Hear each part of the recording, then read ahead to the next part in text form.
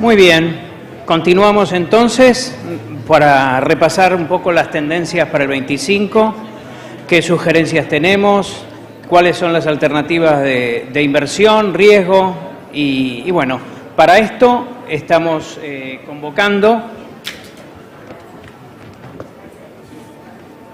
a Eduardo D'Alessio, socio de D'Alessio Irol, Diego Martínez Bursaco, Country Manager en Argentina de InView, Cecilia Minguillón, Directora Senior de Finanzas Corporativas y Proyectos de FIX, Guillermo Pérez, Presidente y CEO de GNP Group, Javier Celano, Senior Portfolio Manager de FIMA, y este grupo va a ser moderado por el señor Pablo Misdiac, Vicepresidente del Instituto.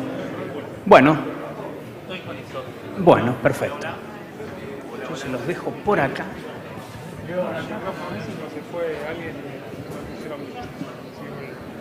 Hola. ¿No? ¿Prendés el micrófono? Ah, ok.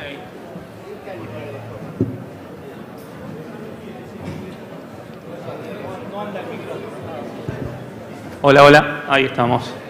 Bueno, mientras terminamos de poner los micrófonos, prometo que voy a hacer lo posible para terminar a tiempo y que vayamos a tener el brunch. La verdad que estaba tomando haciendo un poco de resumen de lo que estuvimos viendo hasta ahora. Como ustedes saben, nosotros tenemos dos eventos, dos simposios, uno al inicio del año y uno al cierre del año. A mí personalmente me sirven, sobre todo porque uno al principio del año empieza a setear cuál es la expectativa. En el panel anterior, Jorge mencionaba justamente que Walter había dicho que había sido optimista, y ahora empezamos a cerrar el año, en el medio pasan todos los eventos que tenemos en el Instituto, y empezamos a ver un poco, cómo fue este año. Yo creo que es la primera vez en mucho tiempo, habría que ver quiénes vienen acá hace bastante, Douglas sobre todo, de tener mayor memoria, de en qué momento se dio que realmente terminamos el año con mejores indicadores de lo que lo habíamos empezado y con mejores sobre todo del optimismo que había. Creo que es un año donde, si uno va a ver lo que pasaba al principio y lo que la gente pensaba, se superó en la mayoría de todos los indicadores. Hola. Bueno, sigue sin andar, avisás cuando prendés el de cabeza. Algunas cosas que tomé nota, la verdad que empezó el vicepresidente del Banco Central y cuando uno ve riesgo país, reactivación, indicadores de confianza, después escuché un par de frases en donde justamente los regulados hablaban bien de los reguladores, creo que eso no se daba hace muchísimo tiempo, bien desde el punto de vista de la agilidad, desde el punto de vista de la actividad y de quienes estaban justamente regulando, y un par de frases que la verdad me parecieron muy buenas. Hubo una que me gustó en donde tiempo atrás el Banco Central los jueves sacaba regulaciones y básicamente iba viendo cómo cerraba cada vez más el grifo, y el viernes a la mañana se intentaba ver cuál era la manera en la cual a lo mejor uno podría legalmente, de todos modos, seguir utilizando o fugando algunas gotas o viendo cómo lo podía hacer. Y parece que hace un tiempo lo que está sucediendo es justamente cada jueves se flexibiliza un poco más. Habiendo dicho eso, me parece que cada uno empieza a tomar noción en estos eventos de qué es lo que ve o qué es lo que no ve. Yo particularmente lo que estoy viendo es bastante optimismo. Tenemos un panel en donde les cuento cómo lo vamos a hacer. Tenemos dos presentaciones, con lo cual la idea es empezar con una de las presentaciones.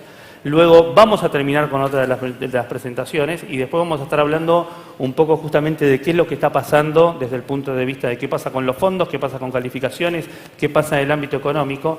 Pero habiendo dicho eso, le voy a pedir a Guillermo que empiece justamente dándonos una mano y que deje por un rato de hablar de la palabra blanqueo, de la cual imagino que los últimos 2 meses habrás hecho no sé qué cantidad de presentaciones, soñabas, cerrabas los ojos y la palabra blanqueo seguro fluía y tenías 10 millones de respuestas.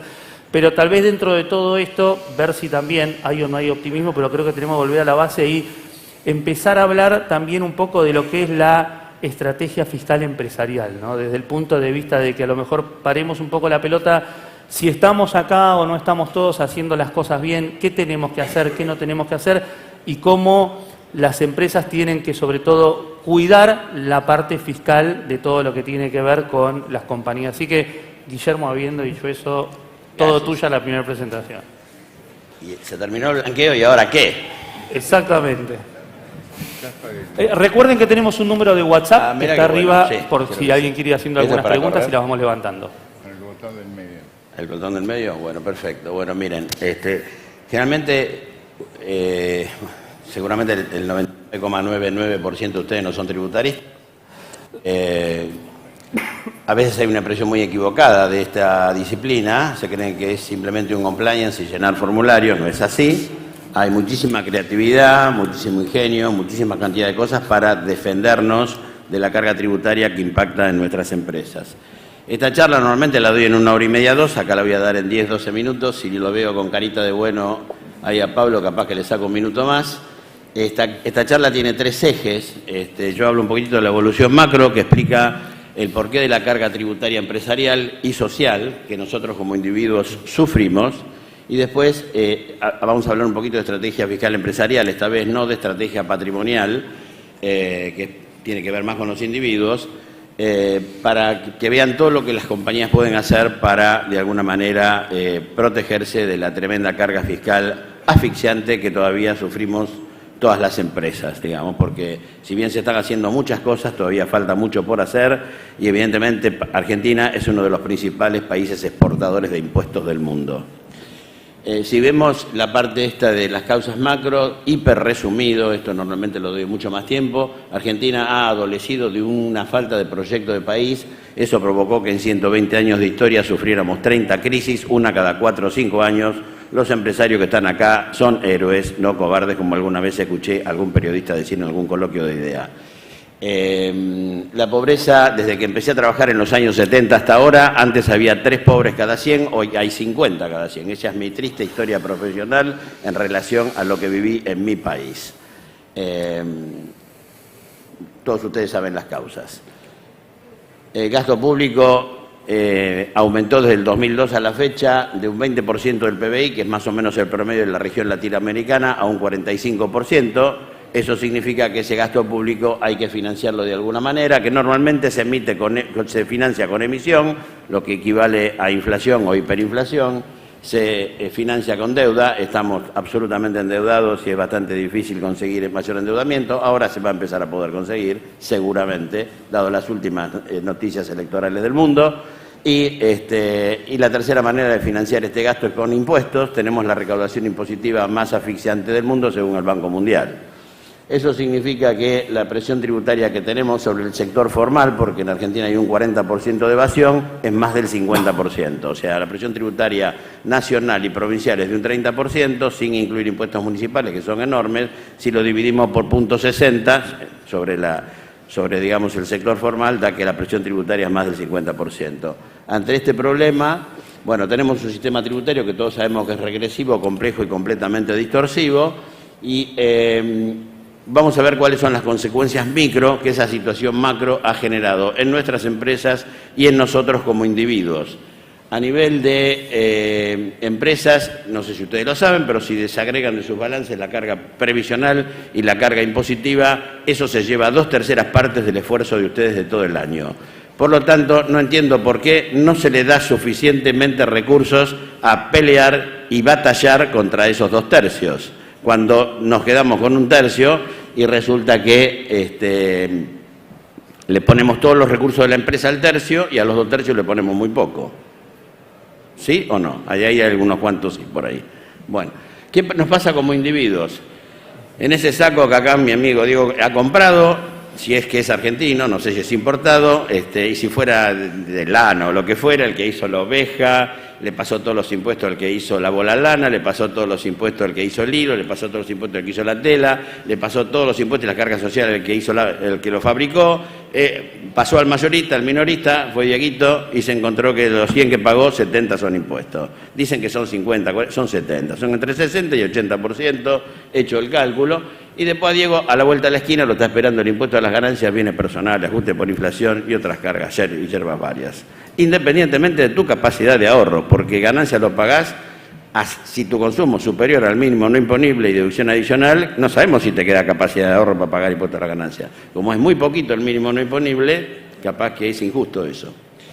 Bueno, Eso es lo que nos está pasando en términos de carga tributaria a nivel de la micro por causa de la macro que comenté antes. ¿Cuáles son las salidas? A nivel macro, obviamente, es una reforma tributaria integral, ahora ya me atrevo a decir con ajuste del gasto público, antes decía con rediseño del gasto público, y ahora a nivel micro, estrategia fiscal empresarial, que es el tema que nos ocupa. La estrategia fiscal empresarial, el objetivo tiene potenciar los negocios y maximizar la rentabilidad, y esto implica una metodología diferencial, un enfoque de negocios muy particular, tener ciertos valores actitudinales que aplican a esta disciplina y a otras disciplinas, y por supuesto una gestión tributaria exitosa, que no se limita a llenar formularios. ¿Qué implica la metodología? Normalmente lo que ustedes están acostumbrados es que el asesor impositivo les contesta cuando ustedes le preguntan, lo de la izquierda, y le hace la declaración jurada a fin de año. Eso es como ir al traumatólogo, les da una pastillita, les cura el dolor de rodilla y les destruye el riñón o el hígado. Así no funciona, usted tiene que tener un médico clínico de cabecera. Para eso tiene que tener que alguien que o les haga el outsourcing de los impuestos indirectos o le haga una revisión anual de los impuestos indirectos, IVA, ingresos brutos, retenciones. Eso permite conocer profundamente el negocio, que nutre la consultoría, que es un trabajo que con enfoque de negocios hecho durante todo el año, nutre la planificación fiscal que se debe hacer 2 o 3 meses antes del cierre del ejercicio, y la declaración jurada de esa manera, perdón, voy para atrás, no sé cómo ir para atrás, qué lástima, a ver si puedo ir para atrás, ahí voy.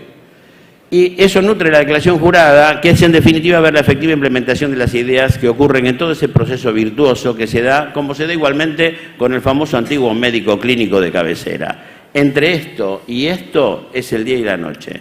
La manera de trabajar es de la manera que yo digo, a través del círculo, no de esta manera, donde es un contacto esporádico, puntual, y donde no se conoce perfectamente el torrente sanguíneo de la compañía. ¿Qué significa enfoque de negocios? Miren, esta es la manera tradicional como ustedes nos ven a nosotros y muchas veces como el propio tributarista se ve a sí mismo. Lo voy a seguir usando a Diego. Y viene Diego, me trae un problema, un negocio, y yo lo primero que hago es ver el problema, ¿sí? Está grabado con esto, con aquello y con lo otro. Y después hago un excelente trabajo profesional basado en todo esto, ¿no? Búsqueda de antecedentes, análisis y conclusiones. Lo que yo le digo a mi gente y les digo a ustedes como usuario es que es exactamente al revés. Si Diego me trae un negocio, lo que él está buscando es la solución. Y después se hace exactamente el mismo trabajo que hace el otro profesional, pero el cambio de cabeza es completamente distinto. Por ejemplo, durante la pandemia nos vinieron con un negocio que una empresa americana se iba, le entregaba toda la unidad de negocios andando, le entregaba 6 millones de dólares, en ese momento eran 600 millones, 200 millones de créditos, 200 millones de bienes de cambio, 200 millones de bienes de uso. Y la empresa tenía el problema, ¿ingreso eso en 600 millones? ¿Tengo que pagar ganancias? No, no tenés que pagar ganancias. Pero el problema no estaba ahí, estaba en la cesión de créditos, porque la cesión de créditos, cuando hay una diferencia, pagaba IVA. Y como ese negocio era a costo cero para el que entregaba y para el que recibía, nadie quería pagar ese IVA. ¿Qué hubo que hacer? Buscar la solución, cambiar el negocio. Y le dijimos, che, ¿la felicidad es perfecta acá? No, no es perfecta porque además de darle el fondo de comercio le damos 300 empleados, que muchos vamos a tener que despedir, lamentablemente. Bueno, no le des los créditos, le dijimos a la empresa que cedía. Quédatelos vos y a medida que los vas cobrando, se los pagás al que recibe el fondo de comercio en concepto de indemnización rubro antigüedad. Eso no lleva IVA. Aceptaron los dos el mínimo riesgo que esa solución tenía y por haber cambiado el negocio se pudo hacer. O sea, vino Diego, nos dijo, ok, tengo este negocio, bueno, acá tenés la solución, cambiamos el negocio. Esa es la manera de trabajar el impuesto. Eso implica enfoque de negocios. Es la diferencia entre llenar un formulario y pensar como un hombre de negocio desde los impuestos. Hablé de metodología, hablé de enfoque de negocios, ahora hablo de valores actitudinales, los voy a mostrar porque no tengo tiempo, Pablo me mira muy serio. Enfoque de negocio es trabajar con proactividad, identificar los hechos desconocidos. Si viene Pablo y me dice, che, quiero traer pantalones de China, ¿me conviene? ¿Cuánto paga IVA? Le digo, sí, paga IVA, 21%, se acabó el diálogo, él me pregunta por mis hijos, yo le pregunto por los de él, se acabó el... Yo le digo, ¿por qué querés poner eso? Porque me lo dijo Diego. ¿Por qué? Porque me lo dijo Andrés. ¿Por qué? Porque me lo dijo Dona. ¿Por qué? Porque un momento se cansa y yo digo, ¿por qué tantos por qué? Me dice él. Y porque si pones la fábrica, no me acuerdo cuál era el ejemplo, si traes los pantalones de China, si pones la fábrica en Tierra del Fuego vas a ganar más plata. En definitiva, el ir a los hechos desconocidos, ir al hueso del problema y el diálogo entre dos personas inteligentes produce eso. Conocimiento de la industria. Yo fui petrolero, me tocaron todas las petroleras, menos la de Techín, todas.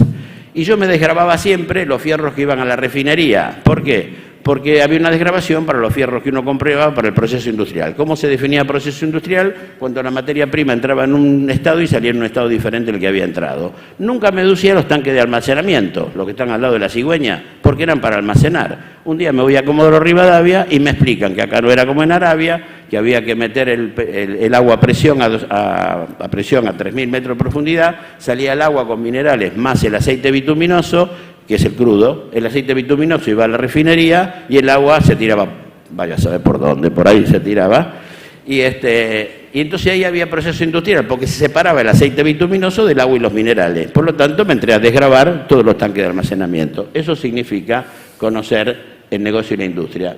Criterios contables impositivos. ¿Cómo se valoran los inventarios? A reposición. ¿Eso qué significa? Tener una ganancia por tenencia de inventario grabada al 35%. En impuestos, ¿cómo se evalúa? La última compra. Por lo tanto, si yo compré a menor valor en los últimos 2 meses, lo evalúo a eso y por lo tanto mato esa ganancia por tenencia contable y no pago impuestos. El paraíso. Tengo un buen resultado contable y bajo el resultado impositivo. ¿Qué le decía a todos mis clientes días antes del 10 de diciembre del año pasado? No compren más mercadería, materia prima después del 10 de diciembre. ¿Por qué? Porque si ustedes compran $1 el 9 de diciembre, va a ser $1 a 3.75. ¿Qué va a pasar el 31 de diciembre? Va a ser $1 a 800. Eso tenía una ganancia por tenencia de inventario por la diferencia entre 3.75 y 800. Esos clientes que pudieron no comprar más allá del 10 de diciembre, o que si compraron lo hicieron con algún método que desconozco, ellos valoraron ese dólar contablemente 800, impositivamente los valuamos a 3.75. La diferencia de 500 se la desgravaron impositivamente. Esas son las cosas que hay que hacer, hay que pensar en abstracto mucho antes, y eso es mucho más que simplemente llenar un formulario. Hay mucho más. Esta charla tiene 100 ejemplos de estos, pero él me mira mal, me fija torcido, dobla la cabeza y todo. Una gestión tributaria exitosa implica 3 cosas: ventajas impositivas on time, administración tributaria eficaz y redefinir el mejor negocio. Redefinir el mejor negocio ya di un ejemplo, el caso de el que no hizo cesión de créditos y me pagaba las indemnizaciones arriba de antigüedad. Ventajas impositivas on time. Los que en este momento no hicieron el RIBP, que es haber pagado los 5 años por anticipado bienes personales, hicieron un muy mal negocio. Porque hacer el RIBP en mi caso, y hacérselo a todos mis hijos, y hacérselo a todos mis clientes, ¿qué significó? Que frisaron su patrimonio hasta el 31 de diciembre del 2027, y no importa si estén jubilados. Una persona que está acá sentada me dijo en mi primer charla: yo estoy jubilado, no me conviene. Esa primer charla le dije que sí, pero me equivoqué. ¿Por qué? Porque si ese señor tenía un stock importante, la diferencia de cambio y las actualizaciones hasta el 2027 pagan bienes personales, aunque no paguen ganancias. Por lo tanto, quizás, dependiendo del stock que tuviera, y aunque esté jubilado, le hubiera convenido hacerlo igual. Y además compró estabilidad fiscal hasta el 31 de diciembre de 2038, al 0.25%. Esa estabilidad fiscal es buena en Argentina, considerando cómo se vulneraron las normas. Por la redacción que tiene, es muy buena. ¿Y por qué lo hice yo a todos mis clientes y a los hijos de mis clientes y a mis hijos? Aun cuando yo tengo 5 hijos, algunos ya con un patrimonio más importante, otros con un patrimonio más chico, casa, auto, que con los mínimos no pagaban, les hice hacer un pequeño blanqueo, aunque no lo necesitaban y no tenían por qué blanquear, porque el botoncito del aplicativo les dejaba hacer el RIBP de los bienes que no hubieran podido hacer RIBP porque no llegaba al mínimo no imponible. ¿Y por qué? Porque ante cualquier herencia o donación ellos están cubiertos hasta el 2038.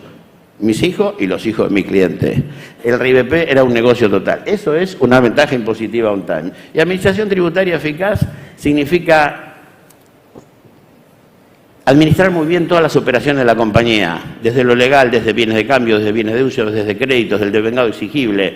¿Cuál es el mejor cierre de ejercicio? El 30 de septiembre. ¿Por qué? Porque yo el 30 de septiembre puedo deducir hasta la 4ª parte en concepto honorario director. Mi sociedad se lo va a deducir al 30 de septiembre de 2024. ¿Cuándo lo voy a grabar yo como director? En la asamblea, en enero de 2025. ¿Cuándo vence mi declaración jurada? En junio de 2026. Hay 14 meses de diferencia entre que mi sociedad se deduce la 4ª parte del negocio y yo grabo la 4ª parte del negocio. Con una inflación del 200% el negocio total. Eso es una administración tributaria eficaz. Para eso es necesario aplicar los valores actitudinales, ya terminó Pablo, el enfoque de negocios, la metodología eficaz y administrar los negocios desde su génesis, porque es muy difícil modificar un negocio cuando el contrato está cerrado. Algún milagro a veces se hace, pero es más difícil. Y para terminar, ahora sí, conclusiones finales, Los impuestos gerenciados con estrategia fiscal empresarial son una oportunidad para generar negocios y rentabilidad. Un mismo negocio gerenciado de dos maneras distintas da un resultado distinto si se lo gerencia desde la génesis. Y eso muchas veces no se sabe. Y no lo saben los financieros, ¿eh? Porque claro, no tienen por qué saberlo, no es su especialidad.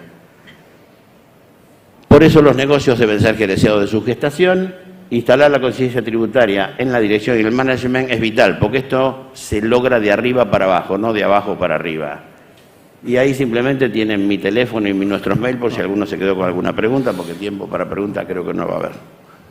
Comparto, Guillermo, te miraba atentamente en realidad porque estaba escuchando perfecto todo lo que decías. Comparto excelentemente lo que decís de que, y he tenido experiencias en donde la verdad es que cuando se te agarra el problema y no lo planificaste es una gran macana, que si lo hubieses planificado y que muchas veces la gente no va a la causa de qué es lo que lo está produciendo, sino de realmente al problema, que creo que es algo parecido a lo que está haciendo el gobierno, ¿no? Cuando vos hablabas, me parece que el gobierno por primera vez lo que está haciendo es no atacando la inflación, no atacando la brecha, sino atacando cuáles son las causas que lo generan, y ahí no, pensé en un paralelismo en lo que vos decís de empezar a pensar y planificar diferente. Y me quedé con de tu primer slide dos cosas que hablaste que me llamó la atención: falta de un proyecto país y casi 50 de pobreza, con lo cual, Eduardo, seguro nos vas a decir cómo miden los candidatos o quienes hoy nos están gobernando con estos datos interesantes de cuánta pobreza tenemos hoy por hoy, ¿no? Y gracias por haber apurado, porque sé que la presentación te lleva mil años, Guillermo. Javier, me muevo con vos y voy un poco a que hablemos algo relacionado con cómo ves hoy la industria de los fondos. Adicionalmente de la industria de los fondos, ¿qué pasa con el money market? ¿Qué cambió? Porque creo que hubo muchos cambios, y hubo muchos cambios en donde hoy hay que ir a buscar retornos, donde todavía tenés tasas altas, pero a lo mejor están bajando.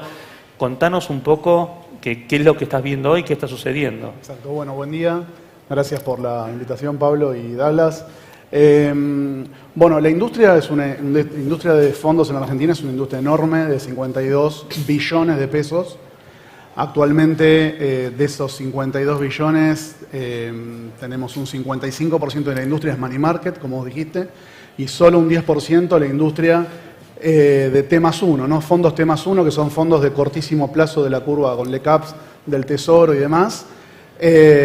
Solo por mirar una película similar a la de hoy, digamos un mercado más normalizado, ciclo 2016-2018, podíamos ver que de cada 4 pesos invertidos en la industria de fondos, 3 estaban en la industria de T+1 y 1 peso en money market. Hoy tomás este 65% de la industria y tenemos 8 pesos y medio invertidos en money market y 1 peso y medio en la industria de T+1, con lo cual estamos bastante lejos de ese momento. El inversor empieza a buscar retornos adicionales en un escenario de claro descenso de tasas, pero está arrancando recién. ¿A qué llamamos mercado normalizado nosotros? A que, a pesar de todavía no haberse, digamos, formalmente eliminado el cepo y demás, el mercado está comportándose como si lo fuera.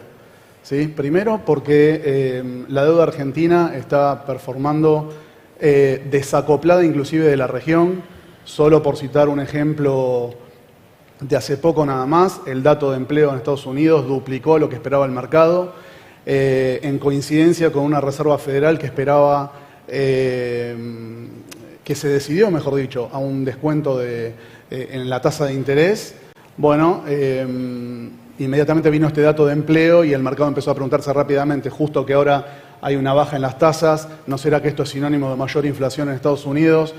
¿Vendrán más lentas las bajas siguientes? Bueno,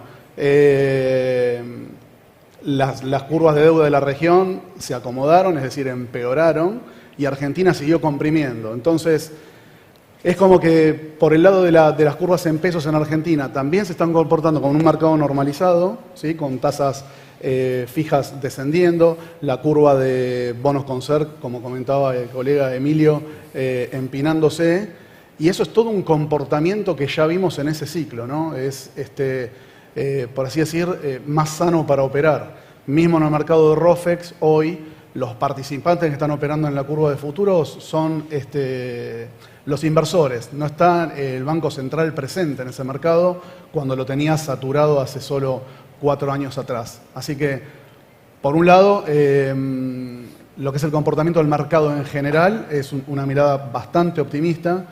Hoy nosotros, los que administramos cartera, nos nutrimos básicamente de los informes de research, de las calificaciones de riesgo, pero también de lo que vemos en la pantalla, que es el flujo de todos los días.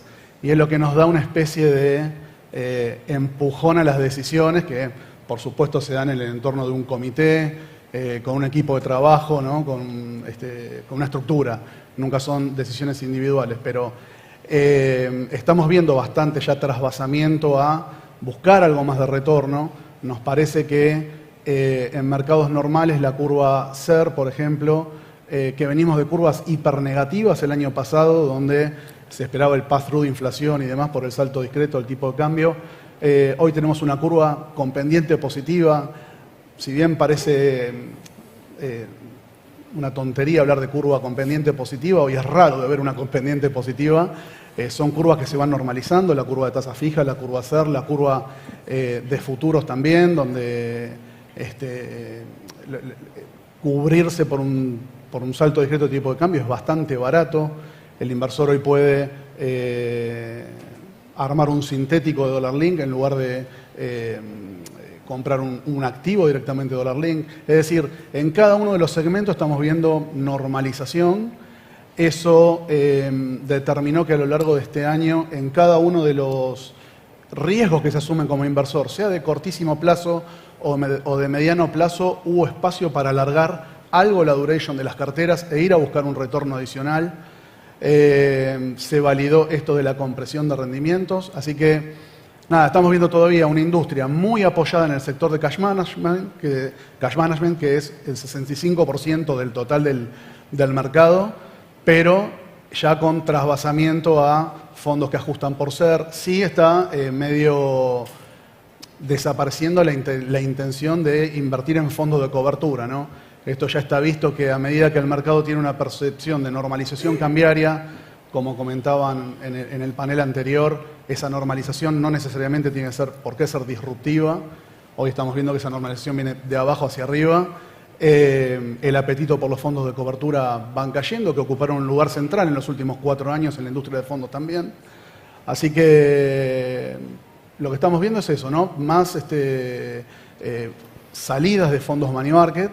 Vamos a buscar los mal llamados hoy T+1, porque todos los fondos son T+1 hoy. Estamos muy acostumbrados a llamarlos así, ahora tenemos que explicar, mirá que todos pagan T+1 los rescates, pero va saliendo el mercado de a poco de los money market. Y algo para agregarte también, en lo que es fondos de money market, tenemos la lectura de que el inversor no solo está buscando rendimiento, sino también servicio, por así decir. Hoy vos a través de una app, en el caso nuestro de Fondo FIMA, vos podés pagar servicios debitando directamente del fondo, podés hacer compras con QR o podés hacer transferencias sin hacer un rescate previo por la cuenta. Entonces, algo para comentar de Money Market, ya que lo citabas, era eso, ¿no? El inversor no solo exige rendimiento como única variable, sino algo más. Innovación y algo diferente. Sí, desarrollo de tecnología, app, mejoras en los sitios o en los portales web para operar. Ahí me imagino que Diego, por donde está, debe tener también bastante de eso. Sí. Voy a ir con Ceci, pero Diego, te pido que me ayudes y escuches atentamente a Ceci y a Javier para que después me ayudes a ver que si vos pensás o no lo mismo.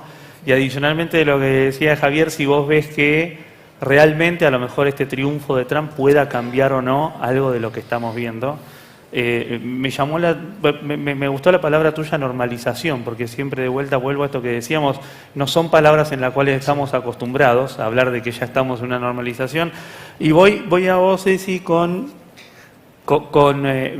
venimos de un octubre que no sé o sea, que fue anormal desde el punto de vista de la cantidad de emisiones que hubo, producto de blanqueo, producto no solo del blanqueo, sino de compañías que fueron a buscar afuera también bastante dinero. Y no sé si esto será normal o no, lo que se dice que no era normal. Y en eso, ¿qué es lo que vos viste desde el punto de vista de sectores que le fue mejor, de sectores que no le fue mejor? Pero ¿cómo se vivió esto? Tuvimos un octubre, la verdad, rarísimo, ¿no? Todo el mundo yendo a buscar dinero. Yo vi algunas compañías yendo a buscar dinero afuera. En Argentina a lo mejor a tasas que no consigue una compañía de primer mundo en Estados Unidos cuando va a 6 o 7 años. Sí, está confluyendo varios factores positivos.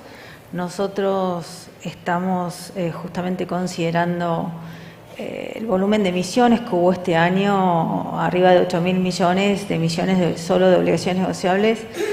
El que más tracciona obviamente es el sector energético, con arriba de 4.500 millones de dólares.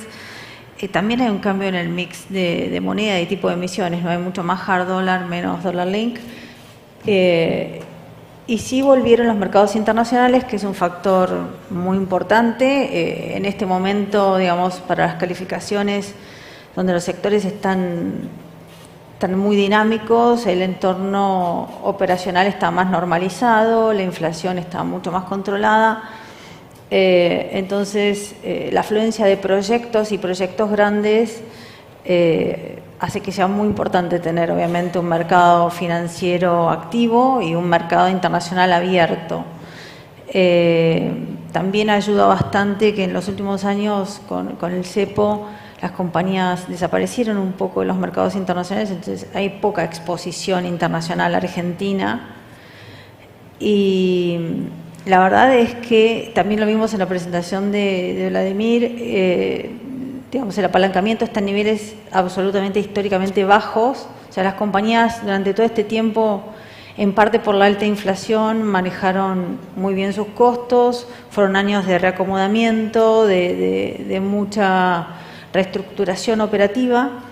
Todo el entorno regulatorio y el entorno operacional este año mejoró bastante, todo lo que es macro, regulatorio, y eso hizo que, digamos, tanto en lo operativo como en lo financiero, las compañías están muy bien paradas y por suerte que el mercado financiero justamente está, porque están apareciendo muchísimos proyectos y hay muchos sectores muy dinámicos, ¿no? O sea, hablando de sectores que Recién mencionabas de los 8.000, más de la mitad en todo lo que tiene que ver con oil and gas, y de eso me imagino la mayoría con todo lo que es vaca muerta.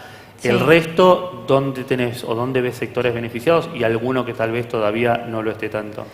Bueno, como hay sectores que están como normalizados, volviendo la palabra, digamos, que normalizaron sus márgenes después de 2-3 años de muy alta inflación, también hubo picos en tasas de interés, así que no fue poca cosa mantener, digamos, los costos a raya y están recuperando márgenes, pero todavía están con demanda débil, ¿no? Todo lo que es consumo masivo y lo que es retail todavía está con demanda bastante débil, pero sí todo lo que es, digamos, proyectos, todavía, hay muchos que todavía son solamente anuncios, pero se están ejecutando y eso va a requerir mercado financiero nacional y mercado internacional. Lo más importante es los fundamentals, ¿no? Las compañías eficientizaron muchísimo durante estos años en absolutamente todos los sectores, en todo lo que es consumo masivo, en lo que es agro, en lo que es energía, la baja de costos es muy importante. Esto va a ayudar justamente ahora con un mercado quizás internacional que puede cambiar hacia un dólar más fuerte, hacia precios de commodities bajando, tener los balances en forma con apalancamiento bajo y tener un buen manejo de costos va a ser un momento crítico para poder aprovechar si llegara a haber, digamos, la factibilidad de todos esos proyectos y poder aprovechar justamente una recuperación en Argentina y bueno, estar bien preparados desde el punto de vista balances cómodos para absorber más deuda es un punto crítico. Voy contigo, pero voy a volver a vos para ver que me digas y andá pensando si ves el RIGI que realmente está teniendo un impacto grande en todo lo que se viene. ¿Ves normalización, esta normalización que estamos escuchando, que no sea que ojalá sea así, ¿no? Pero ¿cuál es el view que tenés vos, Diego? Bueno, sí, ante todo, buen día, gracias por la invitación, ¿no? A ver, si quieren podemos ir de lo macro global rapidito y bajar a lo micro de nuestra industria y que estamos viendo. En lo macro global, obviamente, el evento más importante que tuvimos la semana pasada fue la victoria de Trump y eso ha logrado que el mundo deje de hablar de si vamos a una desaceleración o una recesión global así vamos a un proceso de reflación global, digamos, ¿no? Encabezado por Estados Unidos, y ahí las derivadas de algunas variables financieras que estamos viendo que de alguna u otra manera pueden tener impacto al margen de lo que decía Javier, que efectivamente Argentina viene tradeando muy, digamos, desconectada de los mercados emergentes por lo general. Dólar más fuerte, tasas de interés que bajaron, pero ahora con un gran signo de incógnita, y los precios de los commodities fuertemente presionados. Creo que ahí Estados Unidos va a tener que resolver algo, nadie duda de la capacidad de Trump de tratar de instalar políticas de expansión del crecimiento de la economía norteamericana. Creo que hay dos bloqueos centrales. El primer bloqueo es cómo va a lidiar con un déficit fiscal que está en torno a casi 7 puntos del producto. El otro gran problema, que es Vox Populi, es cómo va a lidiar con el rollover a tasa real positiva de casi 2 puntos porcentuales, digamos, ¿no? Y obviamente ahí la institucionalidad de la Fed y Jerome Powell, que ya tuvimos mucho de eso en la primera presidencia de Trump. Obviamente que en Argentina esto representa oportunidades y algunos riesgos, digamos, ¿no? El riesgo es que claramente los flujos se reviertan, porque se revierten con todos los mercados emergentes y Argentina deja de ser una historia, al menos de éxito momentáneo, y eso obviamente puede tener presión sobre el esquema del modelo macroeconómico actual. Ya entrando a la Argentina, hubo dos palabras o dos conceptos que me llevó durante todas las presentaciones que hubo, que fue concentración por un lado y educación por el otro, digamos, ¿no? Y un poco lo que digamos, tratamos de hacer nosotros desde INVIU es justamente, nuestra tesis es que el mercado tiene muchísimos participantes, donde vamos a ir hacia una concentración que va a ser mucho más eficiente y donde el rol del asesor financiero para nosotros es vital, digamos, ¿no? De todo punto de vista. Hablaban acá recién de emisiones de empresas, de cash management, mismo del wealth management. Argentina ha dejado de hablar de wealth management hace 15, 20 años. Creemos que hay una oportunidad enorme para el mercado de capitales, pero también hay una confusión cierta de algunos conceptos centrales. Muchos decimos que el argentino, por su naturaleza, tiene mucha educación financiera, y yo digo que tenemos mucha resiliencia financiera, digamos, ¿no? Fuimos obligados a comprar dólar MEP porque queríamos tener dólares y no podíamos acceder al mercado único y libre de cambios. Con eso abrimos una cuenta comitente, demandamos tecnología, demandamos hacernos de esas divisas, pero pocos sabían que detrás de esa operación estaba la compra y venta de un título, digamos, ¿no?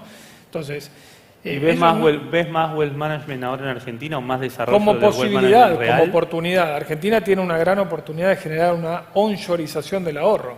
¿Cuántas veces escuchamos decir que los argentinos tienen un PBI afuera del país? ¿Sí? Bueno, hay una gran oportunidad para atraer eso.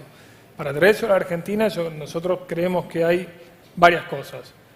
Primero, el catch-up tecnológico que tiene que hacer toda la industria, digamos, ¿no? El cliente, el inversor final, demanda mucha tecnología, pero el asesor financiero que maneja a sus clientes, maneja empresas, maneja el cash management, maneja la oportunidad de emisiones, el financiamiento de las pymes en el mercado de capitales, también requiere un manejo de escala y de productividad a través de la tecnología. Creo que ahí hay una deuda pendiente, y obviamente que es consecuencia de todos los ida y vuelta que tuvimos en la región en términos de la macroeconomía y en particular de la Argentina con los cambios de regla del juego. Después yo creo que hay una oportunidad central en justamente ampliar la oportunidad de productos financieros que hay en la Argentina, ¿sí? De vuelta, la inversión en CDRs nació más como una necesidad que como una convicción real de invertir y armar un portafolio de largo plazo invertido en empresas extranjeras mediante los CDRs. Entonces creo que todo eso confluye a que esa oportunidad debe destacar el rol de la capacitación, educación, digamos, ¿no? El asesor financiero central para nosotros, la tecnología y obviamente la continuidad de este modelo macroeconómico, ¿sí? Esto no se construye día a día. Es cierto que los mercados financieros hasta ahora han hablado y muy fuerte, y sabemos lo que tenemos varios años en esta industria, de que siempre el mercado financiero fue varios pasos por delante de la economía real y de lo que después sucedió en el país. Ojalá que esta vez no sea, digamos, igual a las veces anteriores, que sea la excepción y que realmente este voto de confianza de los mercados, este optimismo que derrama acá mucha gente, digamos, sea convalidado después con una estabilidad macro. Y por último, como concepto general, todos queremos que a la Argentina le vaya bien, todos vemos oportunidades en Argentina. Ahora, cuando armás un portafolio Wealth Management, siempre tenés que pensar que tu trabajo está en Argentina, que tu casa está en Argentina, que tu empresa está en Argentina, y por lo tanto hacer un all-in, incluidos los activos financieros en Argentina, puede ser muy peligroso. Tuvimos evidencia al respecto. Gracias. Antes de ir a Eduardo, que nos va a decir un poco cuál es la imagen que tenemos ahora, Rigui, ¿ves mejoras en casi todos los sectores? Bueno, hay proyectos presentados, requiere un mínimo, son proyectos por lo general van a ser de los rubros energéticos y minería. Se está trabajando activamente en todo lo que es exportación de petróleo y eso está por la vía, digamos, de aceptación como proyecto. Todavía no está totalmente encaminado, pero entendemos que todo lo que es buenos fundamentos y las reservas, la producción, las compañías operando a un ritmo muy importante, casi alcanzando récords de años históricos donde se ha alcanzado los máximos, con lo cual hoy pareciera una posibilidad bastante certera, ¿no? Gracias. Eduardo, somos todos oídos, morimos por ver tu presentación y que nos cuentes un poco de cómo vienen midiendo quienes nos gobiernan o nos gobernaban hasta hace poco, ¿no? Bueno, gracias al IAEF por la invitación. La resiliencia que una vez más quieren invitarme, gracias. Y ustedes por escucharme. Saben que cuando uno habla con un inversor extranjero, la primera pregunta es cómo si tienen el país que tienen, están como están. Y entonces, y la otra pregunta que ustedes han ido una y otra vez sobre esa es, ¿esta vez es bueno? ¿Esta vez es para siempre? ¿Esto vino para quedarse? Entonces a mí se me ocurrió revisar un poco la historia, aunque parezca mentira, porque creo que ahí está el origen. Y permítanme remontarme al año 1945, cuando termina la Segunda Guerra Mundial. El mundo se divide en dos bloques, izquierda y derecha. Ahora, ¿qué pasa con los ciudadanos argentinos? Hay un grupo que apoya a la derecha, otro que a la izquierda, y hay uno en el medio que oscila, no apoyando a uno y otro, sino rechazando a uno y a otro. O sea que el argentino se define como mucho más opositor que defensor. Y en muchos casos uno ve cuál es la imagen de los políticos, positiva, pero es mucho más importante la negativa del otro. Y como hacemos todo al revés en la Argentina, esa dicotomía entre derecha e izquierda, acá fue de peronismo y antiperonismo. Y fíjense que el antiperonismo también se define por oposición al peronismo. Y también hemos tenido a lo largo de la historia esta oscilación entre peronistas y una parte que no eran peronistas, sino que eran antiperonistas y viceversa. Si sumamos las dos alternativas, tenemos el peronismo de derecha, de izquierda, antiperonista de izquierda y antiperonista de derecha. Y oscilaciones en este sentido. Razón por la cual nuestra zona de indefinición es mucho más amplia que la de cualquier otro país. Y esto ha dado origen a algo que yo denomino política circular. Así como hay economía circular, ¿por qué otros países van avanzando y nosotros siempre damos vueltas sobre el mismo lugar? Porque hemos descubierto la política circular. Y esto da origen a esto que decía Tato Bores. Uno se va 20 días y cambió todo, se va 20 años y no cambió nada. Entonces, veamos cuál es la situación al día de hoy, a ver qué podemos hacer hacia futuro. ¿Cuáles son las causas de la inflación? Y esto nos define qué pasa con la población al día de hoy. Porque esto se ha modificado. Antes las opiniones estaban muy referenciadas al grupo de pertenencia. Si usted era clase alta, muy probablemente era antiperonista. Si era clase baja, muy probablemente era antiperonista. Con lo cual, hacer una muestra y los resultados era relativamente sencillo. Hoy en día eso ha cambiado totalmente y lo que importa es mucho más la posición ideológica. Fíjense ustedes una pregunta tan simple. ¿Cuál es la causa de la inflación? Si yo le pregunto a ustedes, seguramente conozco la respuesta. Entonces uno piensa que todo el mundo opina lo mismo. En el total, el 55% opina que es la emisión monetaria la causa. Pero hay un 28% que dice que son los empresarios que quieren ganar demasiado y otros los intermediarios parásitos.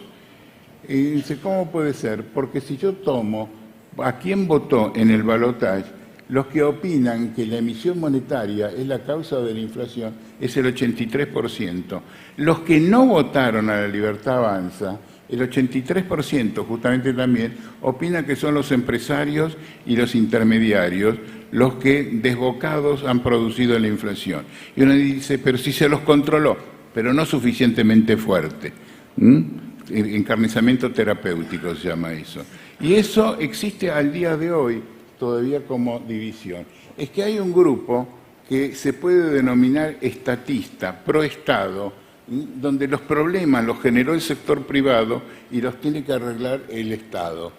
Y hay otro sector que es antiestatista, donde los problemas son del Estado y los tiene que arreglar el mercado. Y ahí estamos al día de hoy divididos casi en partes iguales. Los temas que más preocupan, veamos un segundito. Esa línea representa el cambio de gobierno. Fíjense, durante años el problema que más preocupaba a la población era la inflación, 90%. Y acá no hay forma de discriminar entre unos y otros y desde el punto de vista ideológico, porque cuando van al supermercado todo el mundo paga el pollo al mismo precio. Y ahora, en este año hemos pasado del 90 al 49%. Uno dice, bueno, esto ha hecho cambiar a la población, ahora veamos. Otro de los factores es la inseguridad. La inseguridad también ha caído, sobre todo en los últimos meses. Y el tercero es la incertidumbre económica, porque estoy escuchando por ahí que la gente se siente más tranquila con la inflación, pero ahora tiene miedo a la desocupación. Eso en realidad no es cierto. Hay pequeñas diferencias, pero fíjense ustedes que lo que importa, que es la incertidumbre económica, también ha caído. Este último mes los valores son realmente dramáticamente distintos. Esto es cualitativo el cambio a esta altura. ¿Cuál es la situación económica respecto al año pasado? En diciembre, el 11% de la población decía que estaba mejor que el año pasado. Hoy es el 42%. Consecuentemente, los que están peores el complemento. ¿Cuál es el problema? Que ese 42%, si uno ve por quién votó, los que votaron al gobierno, casi el 90% dicen que están mejor. Los que no votaron al gobierno, solo el 10% dicen que están mejor.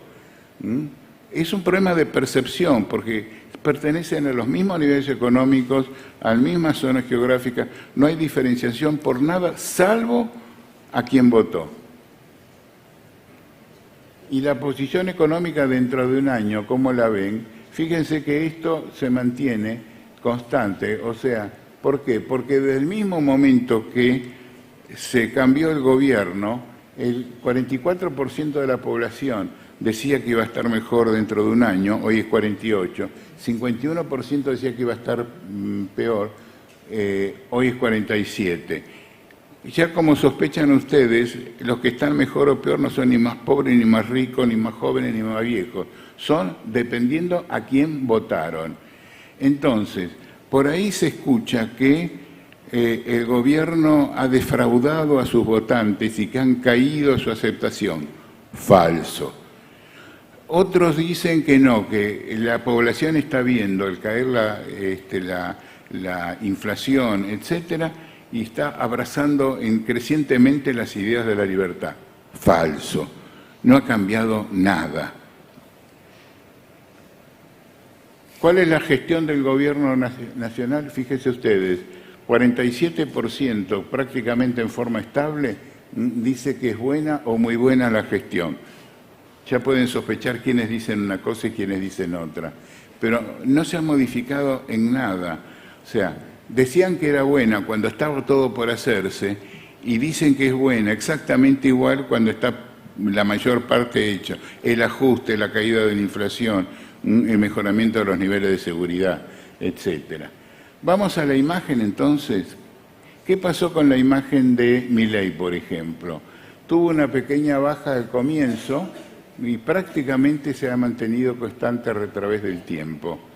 Lo importante y fíjense este dato, que la buena gestión era del 47%, y acá la imagen de Milei es del 41%. O sea que esto tiene más que ver con su acción política que con su persona propiamente dicho. O sea, esto es un remate de ideas, no de personas. Consecuentemente, se ha mantenido con muy poca diferenciación la imagen negativa, que si bien ha aumentado un poco, no ha disminuido su imagen de gestión. ¿Qué pasa en la vereda de enfrente? Kicillof es el político de la oposición de mejor imagen, y esta se ha mantenido, incluso ha aumentado un poco en los últimos meses. La mejora tiene que ver con su pelea con la cámpora. Cada vez que aparece peleado con la cámpora, mejora su situación, y viceversa. Pero tiene una imagen negativa del 60%. Y como vimos, tiene más fuerza la imagen negativa del otro que la positiva de uno. Y esto es lo que se va a jugar. Cristina Fernández de Kirchner prácticamente no se ha modificado. He visto por ahí noticias de que está aumentando, etcétera. En realidad aumentó del 25 al 29%, pero el 29 ya lo tenía hace un año atrás. Son oscilaciones propias. Cuando aparece, sube 2 o 3 puntos, cuando desaparece, baja 2 o 3 puntos. Pero ni las acciones judiciales, ni los ataques, etcétera, le han hecho mella. Ha tenido solo un punto de 34-35% positivo durante el plan Platita, pero después ha bajado 23, 35-25 y hoy está en 29%. No hay gran diferencia, pero su imagen negativa es del 64%, y esto sí que es una barrera. ¿Y qué va a pasar en el futuro? ¿Quieren saber? Nos quedamos sin tiempo, ¿no? Este lo tenemos que ver, Bien. Eduardo. No les voy a mostrar cifras, les voy a mostrar una imagen que he preparado que tiene que ver con las líneas aéreas. Es una casualidad, no tiene nada que ver con lo sucedido en las últimas semanas, pero me gusta el ejemplo. Supongamos que queremos volar a la Argentina 2025, queremos aterrizar con éxito en la Argentina 2025. Se necesitan 3 luces verdes en el tablero, que son las 3 luces del tren de aterrizaje, los 3 componentes del tren de aterrizaje, que yo los comparo con la economía, la política y la sociedad. Creo que necesita éxito económico, tiene que tener la sociedad sin sobresaltos, o sea, equilibrada y sin contratiempos, y la política domesticada o dominada. Se necesita tener estos 3 elementos. Con la economía solo no basta. Y el gobierno recibió 3 luces rojas, porque estaba mal la economía, estaba mal la política, estaba revuelta la sociedad, indisciplinada, piquetes, asaltos, etc. Hoy tenemos 2 luces verdes. O sea, por todo lo que ustedes han dicho, y yo coincido, la economía está bien orientada y no tenemos por qué tener sobresaltos en los próximos meses. La sociedad se encuentra razonablemente tranquila, no tenemos sobresaltos en términos de desajustes sociales o revueltas sociales. Pero creo que la política todavía falta ser completada. O sea, lo que necesita el gobierno es lograr que la oposición, o sea, quienes se oponen, porque esto es una fuerza de opositores, quienes se oponen al oficialismo tengan menos volumen que los que se oponen al antioficialismo. Y eso todavía es una asignatura pendiente. Entonces, el gobierno necesita llegar con 3 luces verdes, y esto es lo que faltaría resolver, los aspectos políticos. Y quienes han visto un aterrizaje de una cabina saben que aunque la pista esté lejos, rápidamente se viene encima. y suponemos que va a lograr seguramente, si consigue encuadrar estas 3 luces verdes, va a tener un aterrizaje en felicidad. Gracias. Bueno, gracias Eduardo, me encantó este cierre de la parte de las luces verdes y de las 3 cosas que se tienen que dar. Esperemos que la última se termine también dando. Creo que todos los argentinos queremos eso. Gracias a todos por el panel. Hemos recuperado algo de tiempo, estamos la verdad que bastante a tiempo. Nos vamos ahora unos 20 minutos a un break. Vamos a volver con Patricia Boedo, que veo ahí, Miguel Quilo. Vamos a ver si Miguel está de acuerdo con los números, con la tendencia de lo que dice la gente. Y después creo que tenemos el cierre con el secretario de Finanzas de la Nación. Así que gracias a todos.